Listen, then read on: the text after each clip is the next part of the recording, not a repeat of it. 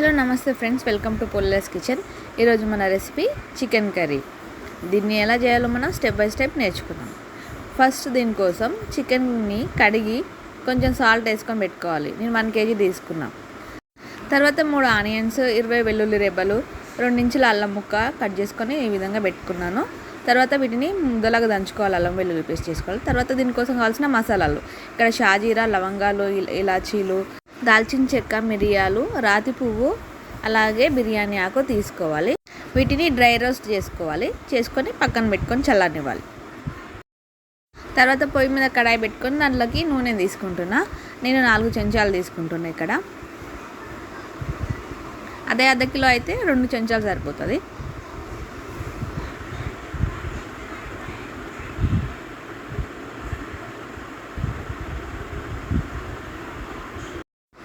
తర్వాత మనం కట్ చేసి పెట్టుకున్న పచ్చిమిర్చి, ఆనియన్స్ని దీనిలోకి తీసుకోవాలండి. తీసుకొని వాటిని వేయించుకోవాలి.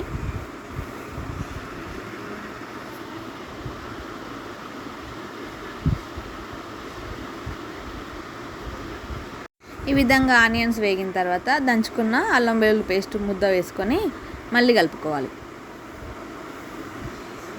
2 చెంచాలు తీసుకుంటున్నాను నేను. దీనిలోకి 2 రెబ్బల కరివేపాకు తీసుకొని ఈ విధంగా ఫ్రై చేసుకోవాలి. ఫ్రై చేసుకున్న తర్వాత ఇందాక కడిగి పెట్టుకున్న చికెన్ ఉంది కదా, దాన్ని దీంట్లో వేసుకొని కొంచెం కలపాలి. ఇక్కడ చూసిరు కదా, ఈ విధంగా మనం కొంచెం చికెన్ని కలుపుకోవాలి. కలుపుకున్న తర్వాత దీంట్లోకి 2 చెంచాలు ఉప్పు తీసుకున్నా. మీకు కావాల్సిన కొంచెం తక్కువ తీసుకోవచ్చు. తర్వాత దీంట్లోకి కొంచెం కారం పొడి, అది 1.5 చెంచా, కొంచెం పసుపు, అది కూడా 1 చెంచా తీసుకోండి. వేసుకొని ఇవన్నీ వేసి మళ్ళీ కలుపుకొని కొంచెం మగ్గనివ్వాలి కొద్దిసేపు, 10-15 నిమిషాలు. ధనియాల పొడి చెప్పలేను కదా, అది కూడా 2 చెంచాలు వేసుకోండి. తర్వాత కొంచెం వేయించిన జీలకర్ర పొడి కూడా వేసుకోవాలి. ఇదే జీలకర్ర పొడి వేసుకున్న తర్వాత కలుపుకొని దాన్ని మూత పెట్టి కొంచెంసేపు మళ్ళీ మగ్గనివ్వాలి. ఇందాక మగ్గనివ్వలేదు, డైరెక్ట్ పొడిలో వేసిన, ఇప్పుడు మగ్గనిస్తున్నా. ఇక ఈ విధంగా కలుపుకొని చూసిరు కదా, ఇట్లా కలుపుకున్న తర్వాత దీని మీద మూత వేసుకొని మగ్గనివ్వాలి 10-15 నిమిషాలు. తీసి చూస్తే చూడండి ఎంత బాగుందో. ఇప్పుడు తినాలనిపిస్తుంది నాకు. స్మెల్ కూడా సూపర్ వస్తుంది.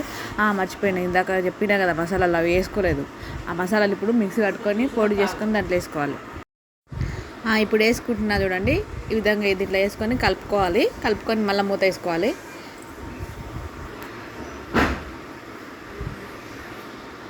ఈ విధంగా కలుపుకున్న తర్వాత దీనిలోకి కొంచెం గ్రేవీ కావాలనుకుంటే 1 చిన్న గ్లాస్ నీళ్ళు పోసుకొని కలుపుకొని ఉడకబెట్టుకోవాలి. అర్ధగంట ఉడకబెట్టుకోవాలి ఖచ్చితంగా.